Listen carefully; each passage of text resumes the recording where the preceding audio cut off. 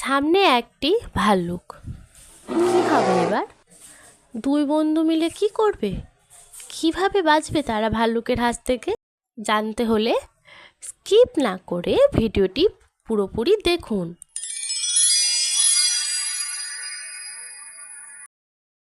একদা একটি গ্রামে দুইটি ছেলে বাস করত। তারা ছিল খুব ভালো বন্ধু। একদিন দুই বন্ধু মিলে জঙ্গলের মধ্য দিয়ে একটি নির্জন এবং বিপজ্জনক পথ দিয়ে হাঁটছিল। সূর্য অস্ত যেতে শুরু করলে তারা ভয় পেয়ে গেল, কিন্তু তখনও একে অপরকে ধরে থাকলো। হঠাৎ তারা পথে যেতে যেতে পথের মাঝে একটি ভাল্লুক দেখতে পেল। ছেলে দুটির একজন গাছে উঠতে জানত।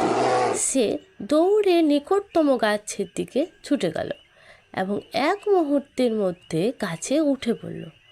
অন্য ছেলেটি তো গাছে উঠতে পারত না। সে কি করবে ভেবে পাচ্ছিল না। তখন সে গাছে ওঠার চেষ্টা করলো, কিন্তু পারল না। তাই সে মাটিতে শুয়ে পড়ে মারা যাওয়ার ভান করলো।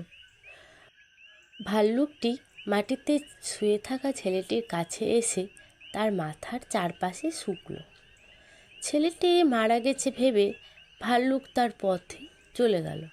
যে বন্ধুটি গাছে উঠেছিল সে তৎক্ষণাৎ গাছ থেকে নেমে এসে নিচের বন্ধুটিকে জিজ্ঞাসা করলো, ভাল্লুকটি তার কানে চুপি চুপি কী বলল? সে উত্তর দিল, তোমার খেয়াল রাখে না এমন বন্ধুদের বিশ্বাস করো না। সুতরাং গল্পের নীতিকথা এই যে, যে বন্ধু তোমার বিপদের সময় তোমার পাশে থাকে না সে তোমার প্রকৃত বন্ধু নয়।